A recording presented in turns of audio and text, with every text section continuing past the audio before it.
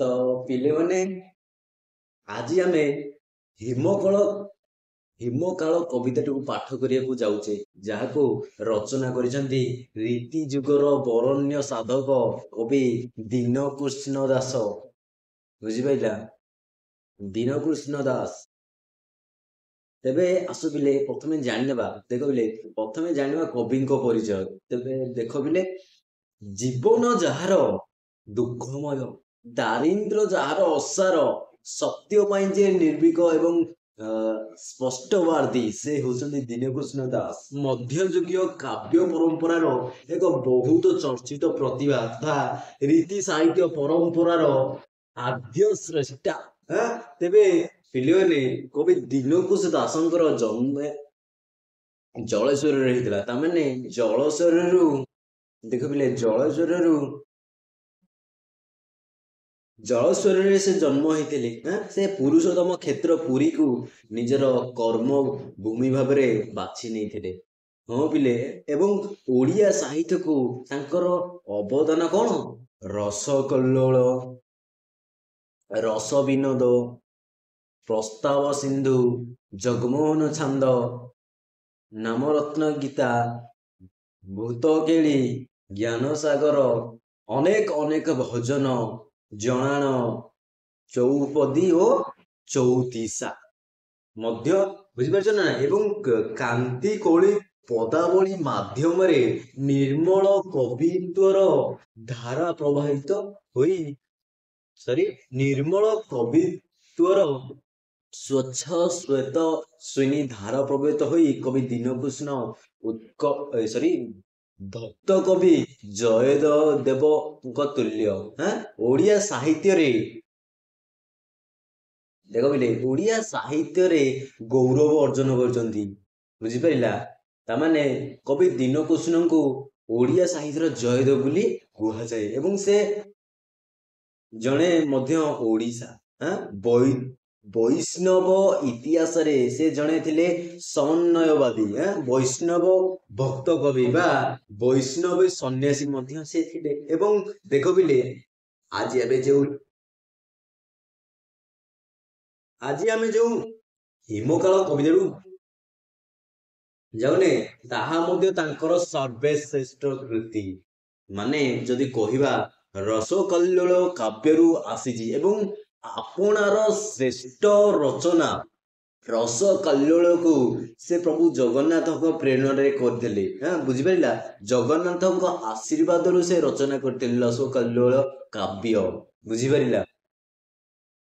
ଏବଂ ସେଇ କାବ୍ୟ ଆଦ୍ୟ ନିୟମରେ ରଚିତ କାବ୍ୟ ରସ କଲ୍ଲୋଳକୁ ଆଜି ଆମେ ପାଠ କରିବାକୁ ଯାଉଛେ। ଏବଂ ଆଜି ଆମେ ତାର ପ୍ରତିଟି ଯେଉଁ ଛନ୍ଦ ଏବଂ ଯେଉଁ ଲାଳିତ୍ୟ, ଯେଉଁ ମଧୁରରେ ସେ ଲେଖିଥିଲେ, ସେ ଯେଉଁ ରସମୟ କାବ୍ୟ, ତାହାକୁ ଆଜି ପାଠ କରିବା। ଏବଂ ପିଲେମାନେ ଦେଖ, ପୁରୀ ରହଣ କାଳରେ ତାଙ୍କ ଜୀବନ ଥିଲା ବହୁତ ଦୁଃଖମୟ।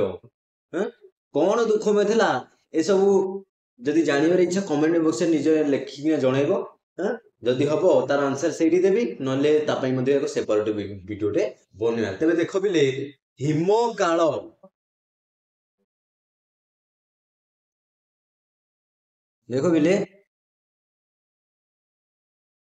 ହିମକାଳ କବି ଦୀନକୃଷ୍ଣ ଦାସ କଣ ହେଇଛି ନା, କର୍ଣ୍ଣେ ଶୁଣ ସୁଜନେ କୃଷ୍ଣ କଥା, କାଳେ ନ ପାଓ ଦଣ୍ଡ ଧର ବ୍ୟଥା। ଦେଖ ପିଲେ, ପ୍ରଥମେ ତମେ ମାନେ କଣ ପାଇବ? କବିତାର ପ୍ରଥମେ ରୀତି ଯୁଗର ପରମ୍ପରା ପାଇବ। ତାମାନେ ଦେଖ ପିଲେ, ଯେତେବେଳେ ସେ ସମୟରେ କାବ୍ୟ କବିତା ରଚନା କରାଯାଉଥିଲା, ତାମାନେ ରୀତି ଯୁଗର ଆଦର୍ଶ ଯାହା ଥିଲା, ଆଦର୍ଶରେ କଣ ଥିଲା? ତେବେ ଦେଖ ପିଲେ, ଯେତେବେଳେ ବୈଷ୍ଣବ ଭକ୍ତ ମାନେ ପ୍ରତ୍ୟେକ ଛାନ୍ଦ ଆରମ୍ଭ କରନ୍ତି, ନିଜ ଇଷ୍ଟଙ୍କର ବନ୍ଦନା କରନ୍ତି। ପ୍ରଥମେ ନିଜର ଇଷ୍ଟଙ୍କର ବନ୍ଦନା କରିବେ, ନିଜ ଇଷ୍ଟଙ୍କର ମହତ୍ଵ ବା ତାଙ୍କର ଯେଉଁ ମାହାତ୍ମ୍ୟ ଅଛି ତାକୁ ବର୍ଣ୍ଣନା କରିବେ, ମହିମାକୁ ସ୍ମରଣ କରିବେ। ତେଣୁ କବି ଦୀନକୃଷ୍ଣ ଦାସ ପ୍ରଥମ ପଦରେ ନିଜ ଇଷ୍ଟଙ୍କର ବନ୍ଦନା କରିଛନ୍ତି ଏବଂ ତା ସହିତ କାହାକୁ ସମ୍ବୋଧନ କରିଛନ୍ତି? ଶୁଣ ସୁଜନ, ଶୁଣ ସୁଜନେ। ସୁଜନଙ୍କୁ କାହିଁକି କହିଲେ? ଶୁଣିବା ପାଇଁ। ନା କାରଣ କାବ୍ୟ ଯେତେବେଳେ ସେ ସମୟରେ ହେଇଥିଲା ସେତେବେଳେ କାହା ପାଇଁ ରଚନା ହେଇଥିଲା? ରସିକ ମାନଙ୍କ ପାଇଁ ରଚନା ହେଇଥିଲା, ପଣ୍ଡିତ ମାନଙ୍କ ପାଇଁ ରଚନା ହେଇଥିଲା। ବିଗବ୍ଧ ପାଠକ କାବ୍ୟ ରଚନା ହେଇଥିଲା। ସେଥିପାଇଁ କବି କହିଛନ୍ତି କର୍ଣ୍ଣେ ଶୁଣ ସୁଜନ କୃଷ୍ଣ କଥା। କୃଷ୍ଣ କଥା ଶ୍ରବଣ କରିଥିଲେ। କର୍ଣ୍ଣରେ କଣ ହେବ? ଦେନ୍ କାଳେ କାଳେ ନ ପାଅ। କାଳେ କହିଲେ ଅନ୍ତ ସମୟରେ, ମୃତ୍ୟୁ ସମୟରେ ଦଣ୍ଡଧର ବ୍ୟଥା। ଦଣ୍ଡଧର କହିଲେ ଯମ, ଯମଙ୍କର ଯମ ଯେଉଁ ବ୍ୟଥା ଦିଅନ୍ତି ନା, ଯମ ଯନ୍ତ୍ରଣାରୁ ମୁକ୍ତି ପାଇ ମୁକ୍ତ ହେଇଯିବେ, ମୁକ୍ତି ପାଇବ। ବୁଝିପାରୁଛ ନା? ତାହେଲେ ପ୍ରଥମ ପଦରେ ଆମେ ଦେଖିଲେ ଯେଉଁ ରୀତି ଯୁଗର ଆଦର୍ଶରେ କବିତାଟି ରଚନା କରାଯାଇଛି ଏବଂ କବିତାର ପ୍ରଥମ ପଂକ୍ତିରେ, ପ୍ରଥମ ପଦରେ ବୈଷ୍ଣବ ଭକ୍ତମାନେ ଯେଭଳି ନିଜ ଇଷ୍ଟ ଦେବତାଙ୍କୁ ବୈଷ୍ଣବ ଭକ୍ତମାନେ ଯେଭଳି ନିଜର ଇଷ୍ଟ ଦେବତାଙ୍କୁ ବନ୍ଦନା କରିଥାନ୍ତି, ଇଷ୍ଟ ଦେବତାଙ୍କର ମହିମା ସ୍ମରଣ କରିଥାନ୍ତି, ସେଇଭଳି ଭାବରେ କବି ଦୀନକୃଷ୍ଣ ଦାସ କୃଷ୍ଣଙ୍କର ମହିମା କଥା କହୁଛନ୍ତି। ତାଙ୍କ ନାଁରେ ଆମେ ଯଦି କର୍ଣ୍ଣରେ ଶ୍ରବଣ କରିବା, କୃଷ୍ଣଙ୍କ କଥା ଯଦି ଆମେ ଶ୍ରବଣ କରିବା, ବୁଝିପାରିଲ? କୃଷ୍ଣଙ୍କର କଥା ଯଦି ଆମେ ଶ୍ରବଣ କରିବା ତାହେଲେ କଣ ହେବ ନା, ଅନ୍ତ ସମୟରେ, କାଳ ସମୟରେ ଦଣ୍ଡଧର ଯମଙ୍କର ଯନ୍ତ୍ରଣା ଆମେ ଜାଣିପାରିବା, ନାଇଁ କି? ଯମଙ୍କ ଯନ୍ତ୍ରଣା ଆମେ ଜାଣିପାରିବାନି କଣ, ବୁଝିପାରିଲେ ନା? ତାମାନେ ଆମକୁ ମୁଖ୍ୟ ସହଜରେ ମିଳିବ। ଏବଂ କବି କାହାକୁ କହୁଛନ୍ତି ଶୁଣିବା ପାଇଁ? ସୁଜନ ମାନଙ୍କୁ। ସୁଜନ କହିଲେ ଆମେ ଯଦି କହିବା ଉତ୍ତମ ଜନ ଯେ ସୁଜନ, ତାମାନେ ପଣ୍ଡିତ ମାନେ। ବୁଝିପାରୁଛ ନା? ଏବଂ ଆଉ କଣ କହୁଛନ୍ତି କବି? ଏଇଠୁ ଆସିଲା, ଦେଖ ବିଲେ, ଏଇଠୁ ଆସିଲା କାହାଣୀର ଆରମ୍ଭ। କଣ ଆସିଲା ଦେଖ ବିଲେ? କ୍ରୀଡ଼ା କରନ୍ତେ ଗୋପେ ପୀତବାସ, କ୍ରମେ ହିମ ଋତୁ ହୁଏ ପ୍ରବେଶ। ତାମାନେ କ୍ରୀଡ଼ା କରନ୍ତେ,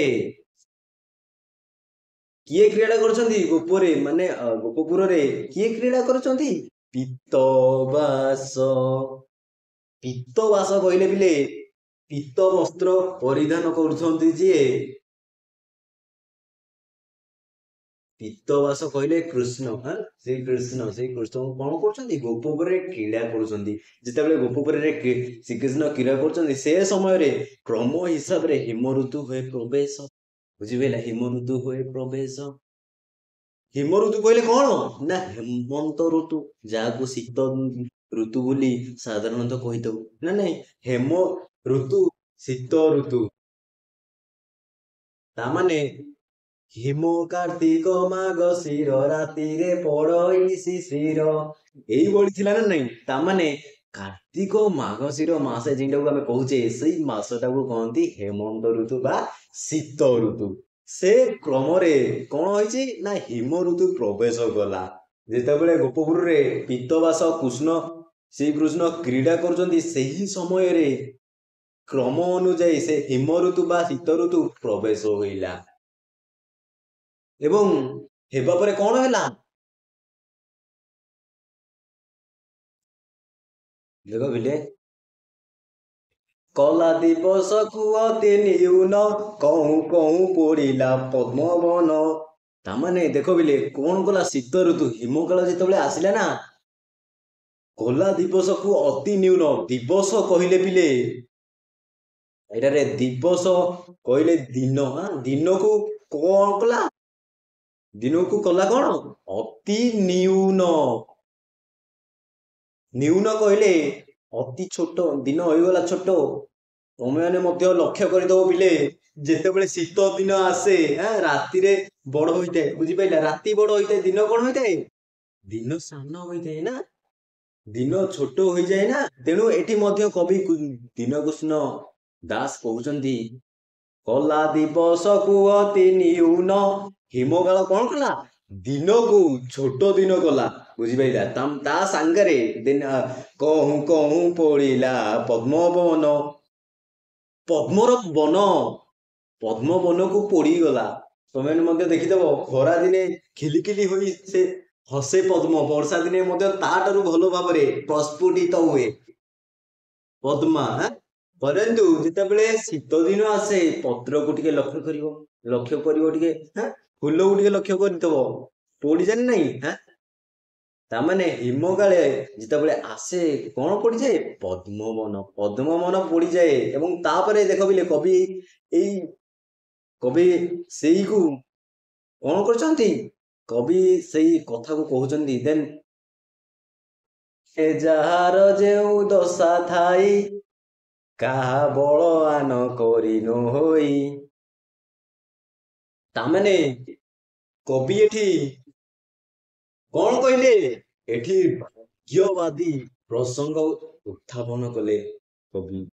ଭାଗ୍ୟ କଥା କହିଛନ୍ତି ଯେ କର୍ମେ ଯାହାର ଯେଉଁ ଦଶା ଥାଇ, ଯାହା କର୍ମରେ ଯେଉଁ ଦଶା ଥିବ, ଦେନ୍ କାହା ବଳେ ଆନ କରି ନ ହୋଇ, କାହାର ବଳରେ ମଧ୍ୟ ତାକୁ ଆନ କରିହେବ ନାହିଁ। ଆନ କହିଲେ ବଲେ ତାକୁ ଅନ୍ୟଥା କରିହେବନି, ତାମାନେ ଅଲଗା କରିହେବ ନାହିଁ, ବୁଝିପାରୁଛ ନା? ତାମାନେ କଣ? ଭାଗ୍ୟର ଫଳ ସର୍ବଦା ଫଳିବ। ଭବିତବ୍ୟ ଯାହା ଅବଶ୍ୟ ହୋଇବ, ନା କି? କିଏ ବା କଣ କରିବ? ଆମେ କହୁଛେ ନା ନାଇଁ? ତେଣୁ କର୍ମର ଯାହାର ଯେଉଁ ଦଶା ଅଛି, ତାକୁ କାହା ବଳରେ ମଧ୍ୟ ହେବ ନାହିଁ, କାହାର ମଧ୍ୟ ବଳ ନାହିଁ ତାକୁ ଆନ କରିଦବ, ତାକୁ ଅନ୍ୟଥା କରିଦବ, ବୁଝିପାରୁଛ ନା? ଏଠି କବି କହୁଛନ୍ତି ଯେତେବେଳେ ହିମକାଳ ଆସିଛି, ସେତେବେଳେ ପଦ୍ମବନ ପୋଡି ଯାଇଛି। ପରନ୍ତୁ ଏଇ ପଦ୍ମବନ କଣ ହୋଇଛି? ପଦ୍ମବନର ଦଶା, ପଦ୍ମବନର କର୍ମରେ ଏ ଦଶା ଥିଲା ବୋଲି ସେ ପୋଡିଗଲା। ଏବଂ ମାନେ କାହାର ବଳ ନାହିଁ ଏହାକୁ ଅନ୍ୟଥା କରିଦେବ, ବୁଝିପାରୁଛ ନା? କାହା ବଳ ଆନ କରି ନ ହୋଇ, ତମମାନଙ୍କ ଭାଗ୍ୟରେ ସେଇଆ ହିଁ ମିଳିବ, ବୁଝିପାରୁଛ ନା? ପରନ୍ତୁ ଯଦି ତମେ ମାନେ ଭଲ କର୍ମ କରୁଥିବ, ସେତେବେଳେ ତମେ ମାନେ କହିବ, ସାର୍ ଆମ ଭାଗ୍ୟରେ କଣ ଯାହା ଅଛି ସେଇଆ ହବ, ଆମେ କଣ କିଛି ଚେଞ୍ଜ କରିହବନି? ସେତେବେଳେ ଚେଞ୍ଜ କରିହବ। ଯେତେବେଳେ ପିଲେ ତମମାନଙ୍କୁ ଚେଞ୍ଜ କରିହବ ଯେତେବେଳେ ଯଦି ଭଲ କର୍ମ କରୁଥିବ, ସେଇ ଅନୁସାରେ ତମମାନଙ୍କର ଭାଗ୍ୟ ଲେଖି ହେଇଯିବ, ବୁଝିପାରୁଛ ନା? ଏବଂ ତାପରେ କଣ ଅଛି ଦେଖ ପିଲେ,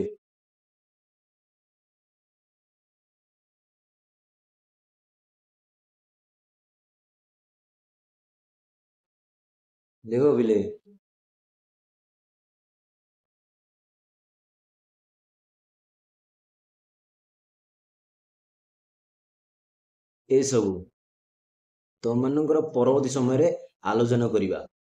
ତାହେଲେ ପିଲେ ଆଜି ପାଇଁ ବସ୍ ଏତିକି।